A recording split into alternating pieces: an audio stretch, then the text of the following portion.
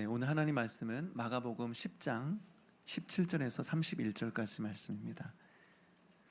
마가복음 10장 17절에서 31절까지 저 한 절 여러분 한 절 교독하겠습니다. 저부터 읽겠습니다. 예수께서 길에 나가실새 한 사람이 달려와서 꿇어 앉아 묻자오되 선한 선생님이여 내가 무엇을 하여야 영생을 얻으리이까?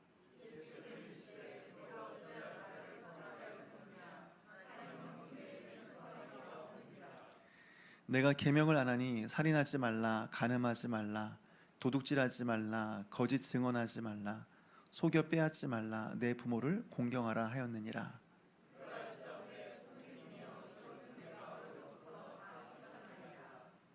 예수께서 그를 보시고 사랑하사 이르시되 내가 아직도 한 가지 부족한 것이 있으니 가서 내게 있는 것을 다 팔아 가난한 자들에게 주라. 그리하면 하늘에서 보화가 내게 있으리라. 그리고 와서 나를 따르라 하시니,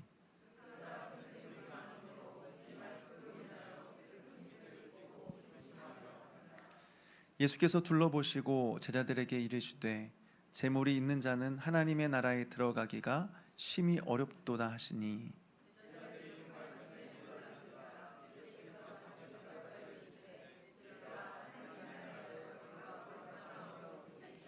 낙타가 바늘귀로 나가는 것이 부자가 하나님 나라에 들어가는 것보다 쉬우니라 하시니,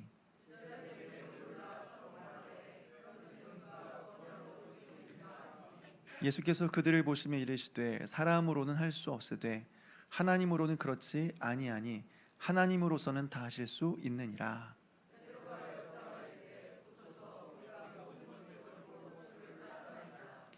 예수께서 이르시되 내가 진실로 너에게 이르노니 나와 복음을 위하여 집이나 형제나 자매나 어머니나 아버지나 자식이나 전토를 벌인 자는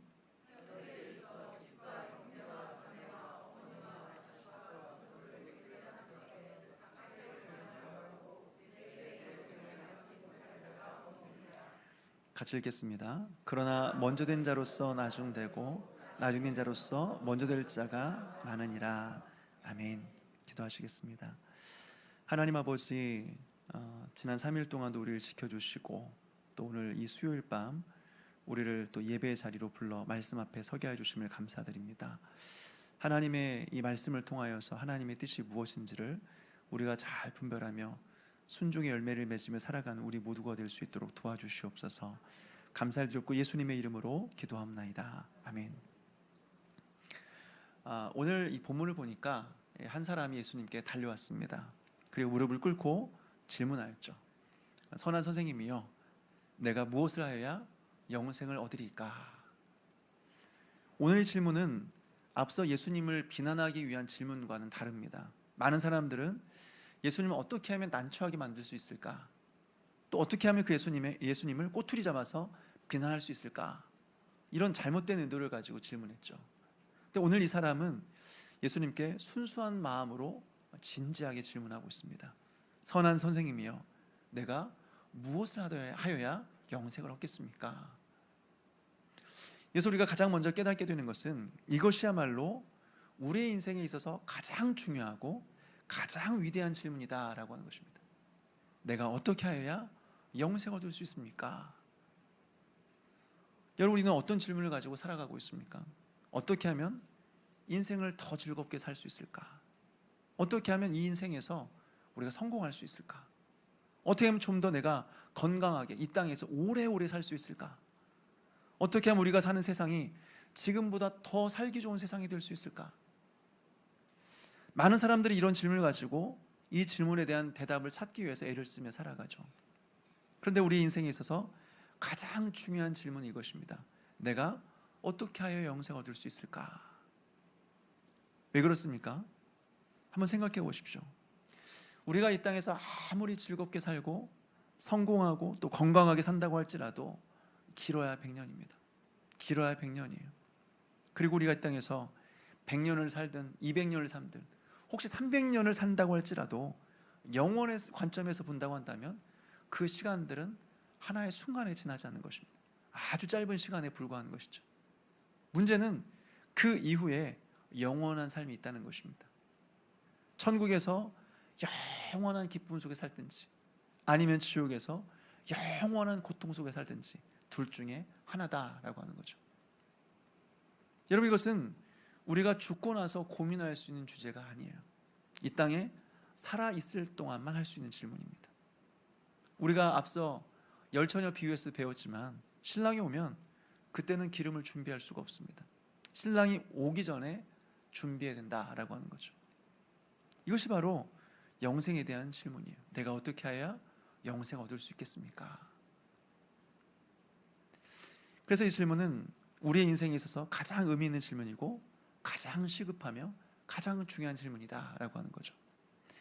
오늘 본문으로 들어가서 우리 17절 말씀을 같이 한번 읽겠습니다. 17절 시작. 예수께서 길에 나가실새 한 사람이 달려와서 꿇어 앉아 묻자오되 선한 선생님이여 내가 무엇을 하여야 영생을 얻으리까? 아멘. 여러분, 이 사람은 예수님께 달려왔습니다. 그리고 예수님 앞에 무릎을 꿇었습니다. 즉 겸손한 태도로 예수님 앞에 서게 된 것이죠. 또 이 사람은 무엇에 관심을 가지고 있었습니까? 영생에 대해서 관심을 갖고 있었어요. 돈을 더 벌게 해달라고 찾아온 것이 아닙니다. 이 땅에 성공하게 해달라고 찾아온 것이 아니었어요. 어떻게 하면 영생을 얻을 수 있습니까? 매우 경건한 질문을 예수님께 던지고 있습니다. 그런데 여러분, 이 사람에게는 한 가지 문제가 있었어요. 그 문제가 무엇이냐? 이 사람의 질문을 자세히 주의해 보니까 내가 무엇을 하여야 영생을 얻을 수 있습니까? 내가 무엇을 해야 영생을 얻을 수 있겠습니까? 질문하는 거죠. 여러분, 이 사람은 영생을 얻기 위해서 무엇을 더 해야 된다 생각을 했습니다. 어떤 계명을 더 지켜야 되느냐? 어떤 선행을 더 해야 되느냐? 무엇을 하나 더 채워야 하느냐라고 하는 거죠. 마치 영생을 내가 성취해야 될 목표인 것처럼 생각했던 것입니다. 그래도 예수님은 사랑하는 마음으로 이 사람에게 인간이 지켜야 될 그 계명에 대해서 말씀해 주시는 거예요. 우리 19절 말씀을 같이 한번 읽겠습니다. 19절 시작. 내가 계명을 안 하니 살인하지 말라, 간음하지 말라, 도둑질하지 말라, 거짓 증언하지 말라, 속여 빼앗지 말라, 내 부모를 공경하라 하였느니라. 아멘. 그러자 이 사람이 대답을 해요. 선생님이 이것은 내가 어려서부터 다 지켰습니다. 예수님께서 살인하지 말라, 간음하지 말라, 도둑질하지 말라, 거짓 증언하지 말라 했는데 다 지켰습니다 라고 답변해요. 여러분, 이 사람의 말을 들어보면 이 사람은 실제로 상당히 도덕적이고 실제로 정말 경건하게 살아온 사람처럼 보여요. 살인하지 않았어요. 간음하지 않았습니다. 도둑질하지 않았습니다. 그래서 실제 주변 사람들이 보기에 흠잡을 것 없는 그런 온전한 삶을 살아왔던 것 같아요. 근데 문제가 하나 있었죠.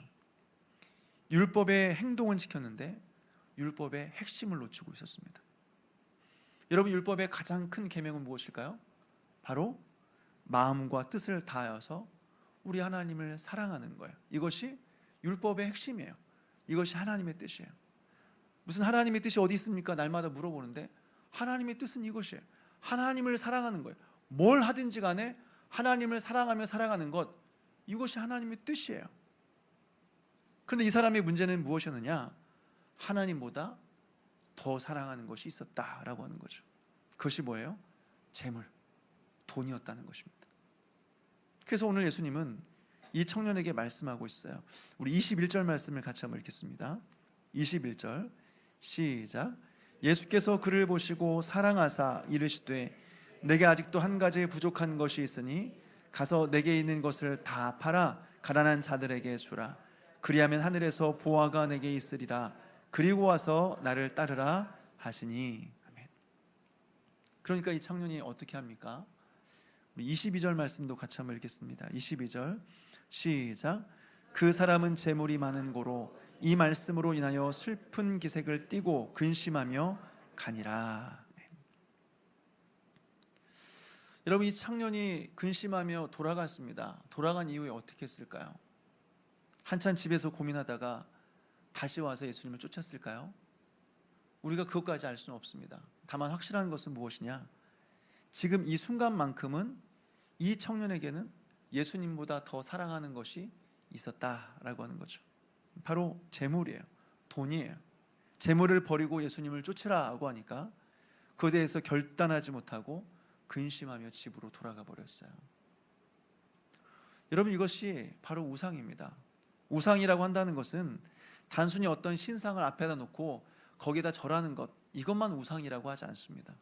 내 마음에 하나님보다 더 중요하게 생각하는 것, 내 마음에 하나님보다 더 사랑하는 것, 이것이 우상이죠.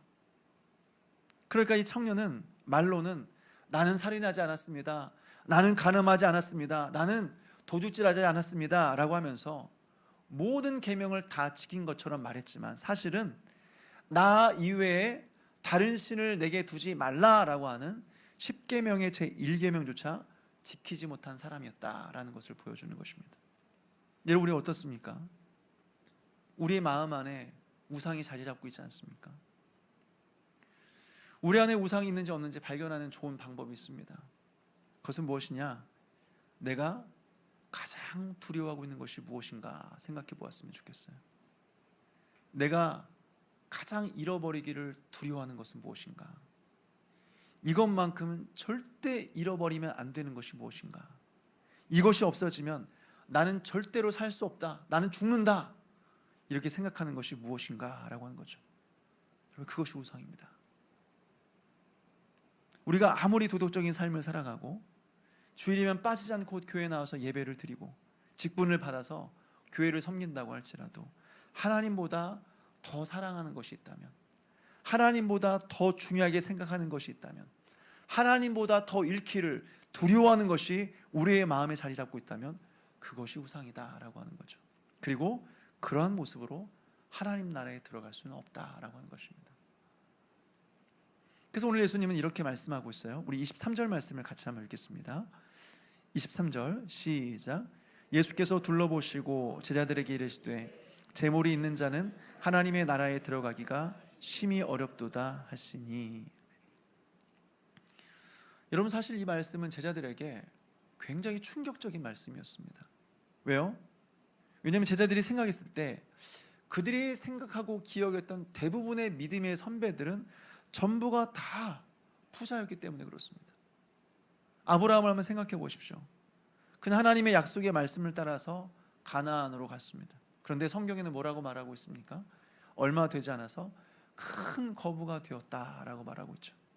조카 롯과 함께 가나안으로 갔었는데 그와 함께 같은 공간에 머무를 수 없을 정도로 엄청나게 많은 물질을 소유하게 된 것입니다.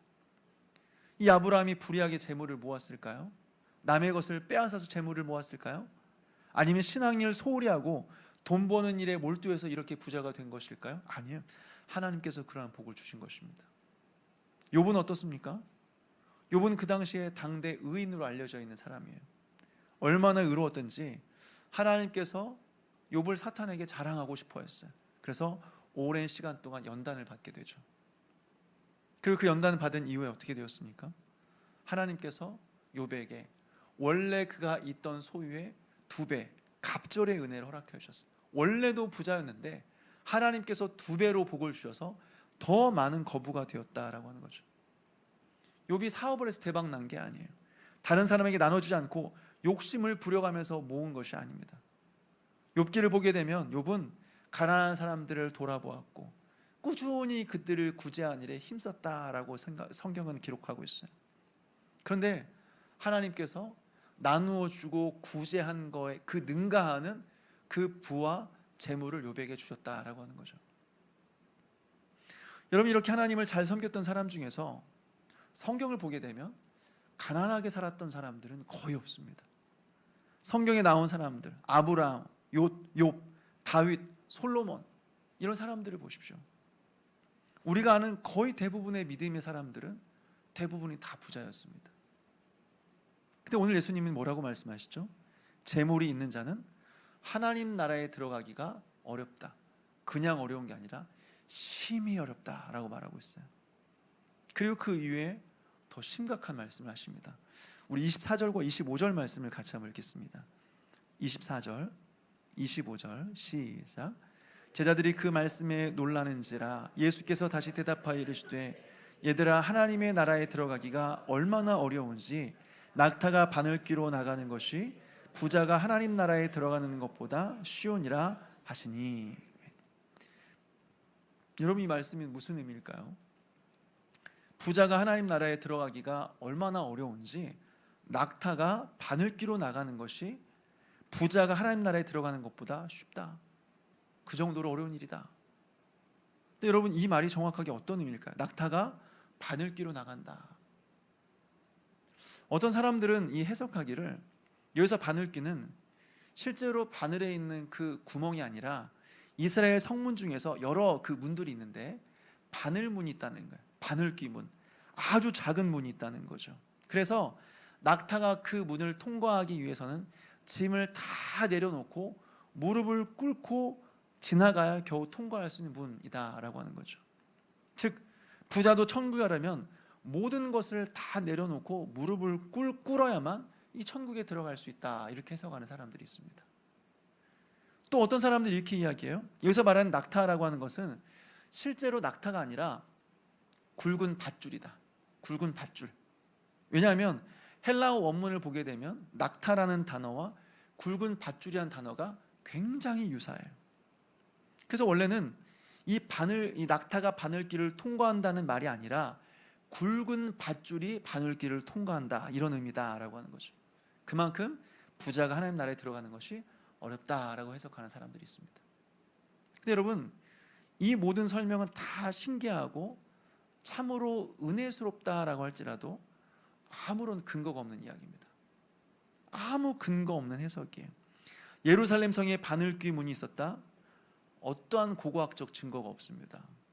또 낙타가 아니라 굵은 밧줄이다? 이것 또한 오래된 성경 사본들을 보게 되면 다 낙타로 되어 있지 굵은 밧줄이라고 되어 있는 성경은 없습니다. 그러니까 다 근거 없는 해석, 근거 없는 이야기들이에요. 왜 갑자기 이런 말씀을 드리냐면, 일부 사람들이 기존의 전통적인 해석들을 비판하면서 참신한 해석들을 가지고 나오죠. 사실은 여러분들 그렇게 알고 있지만 사실 그게 아닙니다. 원래 해석은 이런 해석입니다 라고 주장하는 거죠. 또 이런 사람들은, 많은 사람들이 성경에 문제가 많고 오류가 참 많다라는 식으로 이야기를 해요. 그런데 결국 이 사람들이 하고 싶은 이야기가 뭐냐? 내 말을 잘 들어야 된다는 거예요. 내가 이 시대에 유일한 탁월한 설교자다, 탁월한 신학자다, 탁월한 선지자다, 이거 강조하고 싶은 거예요. 오늘 유튜브들 보게 되면 대부분 다 그렇지 않습니까? 평범한 이야기하면 사람들이 안 보는 거예요. 그러니까 뭔가 충격적이고 굉장히 신선한 이야기를 하려고 하는 거죠. 모두가 다 알고 있는 내용이 다 틀렸다든지, 아니면 모두가 다 틀렸다고 하는 내용을 맞다고 한다든지, 아니면 작은 문제를 엄청나게 부풀려서 지금 이 내용을 알지 못하면 큰일 난다 라는 식으로 어그로를 끌어요. 그런 사람들이 또 혹해서 들어가서 보는 것입니다. 우리는 이런 사람들을 조심해야 돼요. 그리고 이런 말들을 굉장히 조심해야 됩니다. 우리는 항상 성경으로 분별하는 거예요. 성경에 기록된 내용만 가지고 우리는 이야기하는 것입니다. 일단 성경에 없는 내용 가지고 목에 핏대를 세고 이야기하면 일단 듣지 말아야 돼요. 그것이 진리일 가능성은 거의 없어요.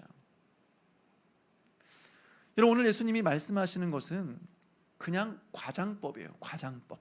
낙타는 그 당시에 주변에서 흔히 볼 수 있는 가장 큰 동물이었어요.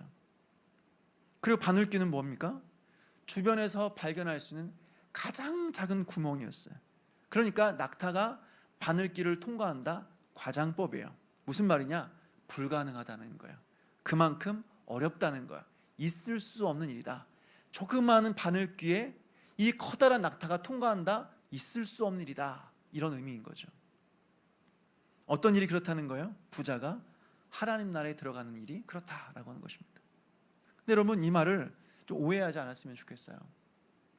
우리가 성경을 보면서 또 주의할 것이 있는데, 내가 관심 있는 딱 한 구절만 딱 잘라가지고 그렇게 말하는 것입니다. 보통 이단들이 그렇게 해요. 내가 좋아하는 성경 구절, 내가 원하는, 내가 필요한 성경 구절 몇 구절을 다 잘라와요. 그리고 그것을 자기가 원하는 방식으로 이어버립니다. 그러면서 새로운 사상을 만들어내는 거죠. 근데 여러분, 성경은 한 구절만 딱 잘라와서 말하면 이게 무슨 말인지 모를 때가 훨씬 더 많아요.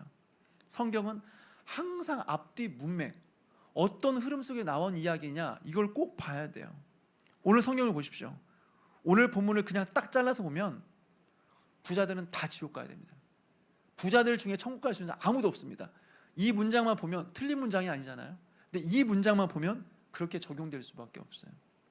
그런데 전체적인 문맥을 따라서 이 문장을 보게 되면 어떻습니까? 예수님께서 지금 말씀하시는 부자는 모든 이 세상인 돈 많은 부자를 말하는 게 아니에요.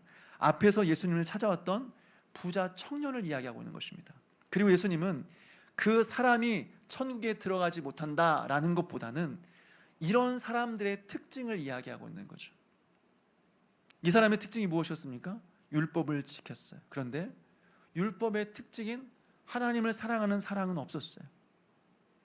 어떻게 하나님을 사랑하지 않았느냐, 이거 어떻게 할 수 있느냐?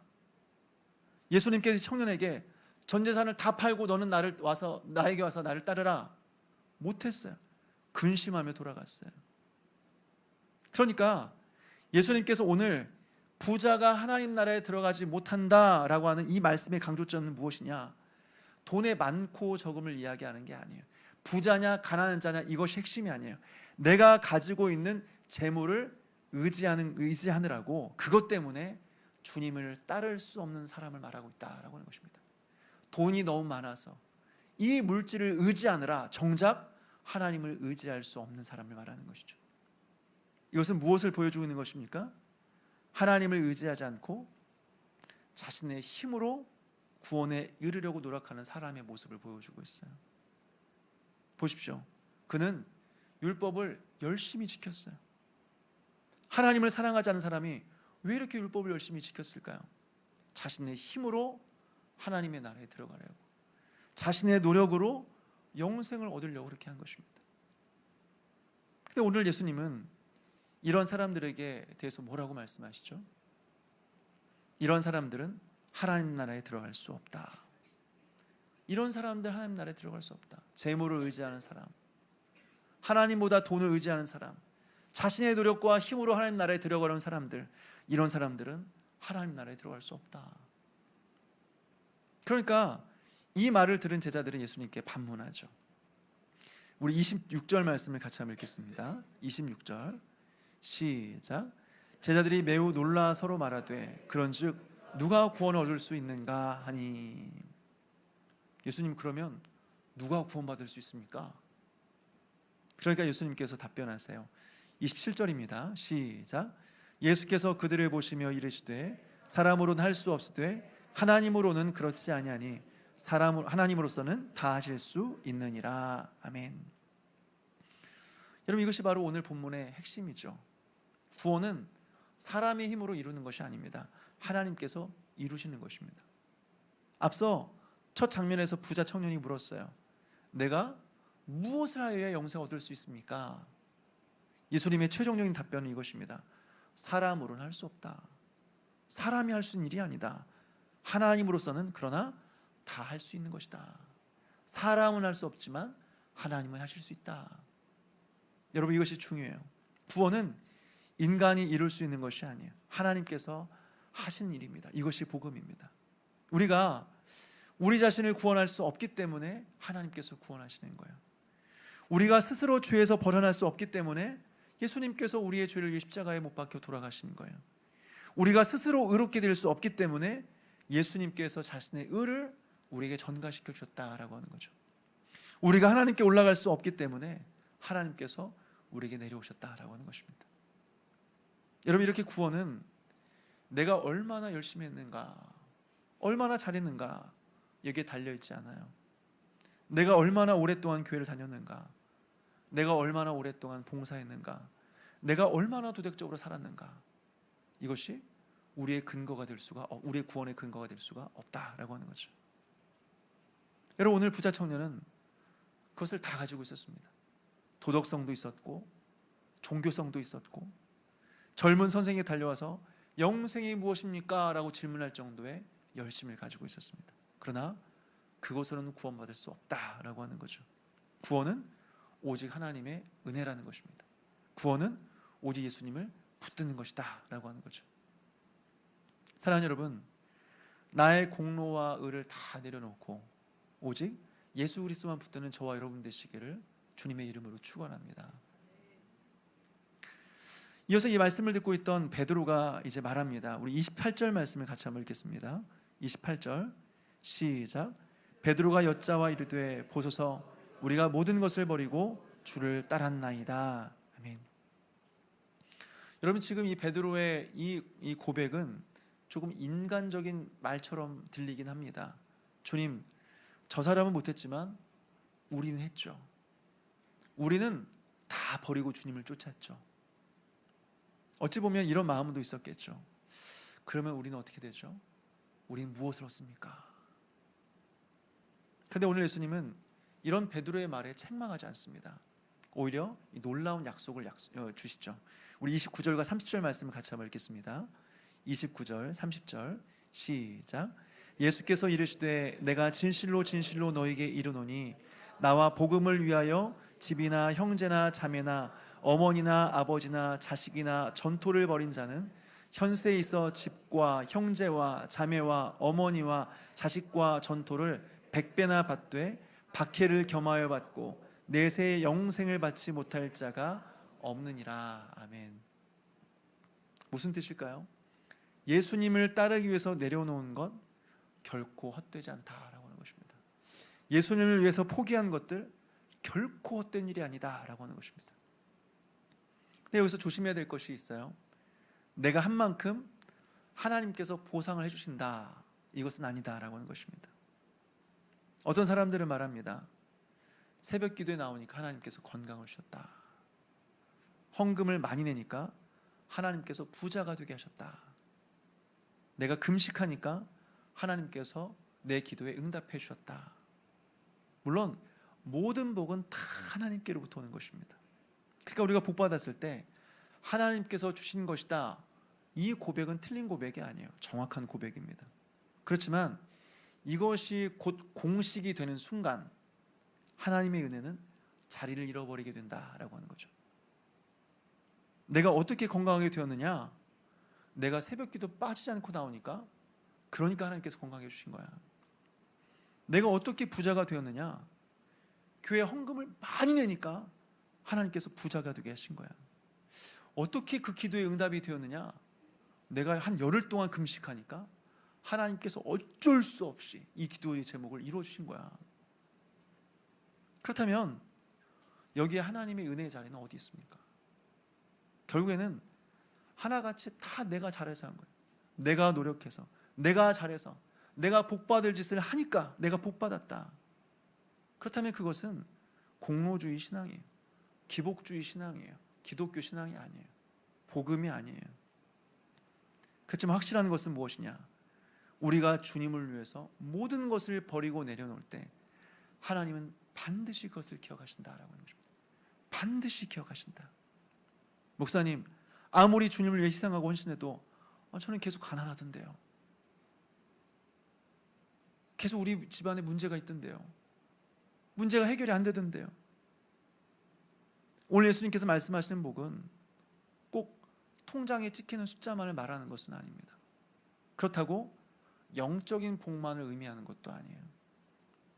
오늘 예수님께서 말씀하시는 복은 한마디로 말하면 지속적인 공급입니다. 지속적인 공급. 한번 생각해 보십시오. 우리가 엄청난 부자는 아니라고 할지라도 굶지는 않고 살아가고 있지 않습니까? 우리가 어마어마한 갑부는 아니라고 할지라도 밤이 되면 돌아가서 두 다리 뻗고 잠잘 집은 있지 않습니까? 그렇다면 거부하고 우리하고 무슨 차이가 있어요? 아무리 돈 많아도 하루에 10끼까지 먹진 않잖아요. 아무리 돈이 많아도 그냥 한 방에서 침대 위에 자지 방을 돌아가며 자진 않을 거 아니에요. 아무리 돈이 많아도 결국에는 마지막에 한 평 남짓한 이 관 속에서 죽을 거 아니에요. 이것은 무엇을 보여줘요? 우리가 거부가 아니라고 할지라도 어쨌든 하나님께서 우리에게 지속적인 공급을 하여 주심으로 말미암아 남부럽지 않은 인생을 살아가 계신다라고 하는 것이죠. 언제요? 우리가 주님을 위해서 모든 것을 내려놓고 주님을 따를 때 주님께서는 그렇게 하신다라고 하는 것입니다. 우리의 인생을 책임져 주시고 하나님께서 우리에게 지속적으로 공급하여 주심으로 말미암아 우리로 하여금 부족하지 않게 하신다라고 하는 것입니다. 그리고 결코 우리의 수고를 헛되지 않게 하신다라고 하는 거예요. 그러나 여기서 우리가 또 한 가지 기억해야 될 사실이 있어요. 예수님이 여기서 한 가지 말씀을 덧붙여 주세요. 박해를 겸하여 받고라고 하는 것입니다. 하나님께서 반드시 우리의 수고를 기억하시고 이 땅에서 모든 필요를 채워주시는데, 그런데 박해를 겸하여 받고. 여러분, 이 말이 중요합니다. 예수님을 따른다고 해서 모든 일이 잘 된다, 예수님께 그렇게 말씀하신 적이 없습니다. 믿으면 무조건 부자가 된다, 믿으면 병에 걸리지 않는다, 믿으면 사업이 다 잘 된다, 여러분 그런 약속하신 적 없습니다. 예수님을 따르면 얻는 것도 있지만 분명히 잃는 것도 있는 것입니다. 때로는 손해를 보게 돼요. 때로는 사람들에게 오해를 받게 돼요. 때로는 복음 때문에 관계가 어려워질 수 있어요. 때로는 세상적인 기회를 포기해야 될 때도 있어요. 이렇게 예수님을 따르는 길에는 대가가 있는 것입니다. 그리고 그 대가를 반드시 치러야 되는 것입니다. 그렇지만 중요한 것은 이것이에요. 그 대가가 결코 손해로 끝나진 않을 것이다 라고 하는 거죠. 왜요? 우리 예수님을 얻기 때문에 그렇습니다. 모든 것을 다 잃어버린다고 할지라도 우린 예수님을 얻기 때문에 그렇습니다. 한번 생각해 보십시오. 부자 처녀에게는 선택이 있었어요. 재산을 붙들 것인가, 예수님을 붙들 것인가. 그런데 이 사람은 재산을 선택했죠. 그래서 그 재산을 가지고 집으로 돌아갔어요. 자신의 재산을 잃어버리지 않았습니다. 그런데 예수님을 버리게 되었어요. 예수님을 놓쳤어요. 반대로 제자들은 어땠습니까? 모든 것을 다 버리고 예수님을 쫓았습니다. 세상적인 기준을 보게 되면 손해죠. 손해본 거죠. 그러나 결국에는 무엇을 얻었습니까? 예수님을 얻었죠. 하나님 나라를 얻었죠. 영생을 얻었죠. 그렇다면 여러분, 누가 진짜 부자입니까? 누가 이 세상의 모든 것을 얻은 사람입니까? 많이 가진 사람이 아니라 예수님을 가진 사람이 진짜 부자죠. 예수님을 얻은 사람이 진짜 모든 것을 얻은 사람이죠. 여러분, 신앙생활하면서 때로 이런 생각이 들 수 있습니다. 내가 예수님 때문에 너무나 많은 거 포기한 거 아니야? 그때 그냥 내 마음대로 살았으면 지금 예전보다 조금 더 편하게 살지 않았을까? 왜 나만 이렇게 손해보며 살아야지? 그런데 주님께서 말씀하시는 거예요. 나와 복음을 위하여 버린 것은 결코 헛되지 않다라고 하는 것입니다. 하나님은 우리가 주님을 위해 드린 것을 잊지 않으십니다. 사람이 알아주지 않아도 하나님은 기억하십니다. 남들은 보지 않아도 하나님 보고 계십니다. 주님을 위해서 포기했던 시간들, 주님을 위해 드린 물질들, 주님을 위해 감당한 수고, 주님을 위해서 흘린 눈물들을 하나님이 잊지 않고 기억하신다라고 하는 거죠. 그리고 무엇보다 하나님께서 우리를 위해서 예비하신 가장 큰 상급은 무엇이냐? 하나님께서 우리에게 주실 수 있는 가장 큰 상급은 바로 우리 주 예수 그리스도이십니다. 결국 우리 주님은 우리에게 가장 큰 상급을 주실 텐데 바로 예수님 자신을 우리에게 주시는 것입니다. 그래서 기쁠 때도 예수님과 함께 기뻐하게 되고, 고난이 있으면 더욱더 예수님을 의지하면서 예수님을 알게 되는 은혜를 누리며 살아가게 되는 것이죠. 이것이 진정한 복인 줄 믿으신 여러분 되시기를 주님의 이름으로 축원합니다. 말씀을 정리합니다. 오늘 성경을 보니까 한 사람이 예수님께 달려왔죠. 그 사람은 모든 것을 다 가진 것처럼 보였습니다. 재산도 있었고, 도덕성도 있었고, 종교적인 열심도 있었습니다. 영생도 얻고 싶어 했습니다. 그런데 예수님께서 말씀하십니다. 내게 한 가지 부족한 것이 있다. 한 가지 없는 것이 있다. 그 한 가지가 뭐예요? 단순히 재산을 처분하지 않았다는 것이 아니라 모든 것을 버리고 예수님을 따르지 않았다는 거예요. 즉 예수님보다 더 사랑하는 것이 있었다라고 하는 것입니다. 이 사람은 영생을 원했지만 예수님을 위해서 자신의 주인을 바꾸고 싶지 않았습니다. 재산도 가지고 싶고 영생도 누리고 싶었습니다. 그러나 예수님께서는 말씀하십니다. 다 버리고 나를 따르라. 다 버리고 나를 따르라. 여러분, 기독교 신앙은 예수님께 무엇을 하나 더 받는 게 아니에요. 지금도 많지만 부족한 하나를 더 받아내는 게 아니에요. 예수님을 내 인생의 주인으로 모시는 것입니다. 예수님을 내 인생의 전부로 고백하며 살아가는 것입니다. 그러므로 우리가 오늘 생각해야 되는 것은 무엇이냐? 첫째로, 내가 지금 붙들고 있는 것은 무엇이냐? 내가 오늘 사랑하고 있는 것은 무엇이냐? 내가 잃어버리기를 두려워하며 벌벌 떨고 있는 것은 무엇이냐? 생각해 보셔야 돼요. 두 번째로, 우린 스스로 구원받을 수 없다라고 하는 것입니다. 낙타가 바늘길을 통과할 수 없는 것처럼, 그것이 완전히 불가능한 일인 것처럼 인간은 자기의 힘으로 하나님 나라에 들어갈 수 없다는 것입니다. 그렇지만 우리는 이 사실 앞에서 절망하지 않고 오히려 소망을 갖게 돼요. 왜요? 사람으로서는 할 수 없을 때 하나님으로서는 하실 수 있느니라. 이 말씀을 우리가 믿기 때문에 그렇습니다. 마지막 세 번째로, 예수님을 위해서 내려놓는 것은 결코 헛되지 않다라고 하는 것입니다. 예수님 때문에 받은 고난과 희생은 결코 헛되지 않다라고 하는 것입니다. 하나님은 반드시 기억하세요. 그리고 반드시 갚아주세요. 그리고 가장 좋으신 예수님을 무엇보다 우리에게 허락하시는 것입니다. 그럼 여러분, 오늘 우리가 붙들고 있는 것을 다 내려놓고 우리를 위해서 모든 것을 십자가 위에서 다 내어주신 그 예수 그리스도만을 붙들기 원합니다. 우리의 삶의 가장 높은 자리에, 그 주인의 자리에 우리 예수님을 모시고 끝까지 우리 주님을 따라가며 살아가는 저와 여러분 되시길 주님의 이름으로 축원합니다.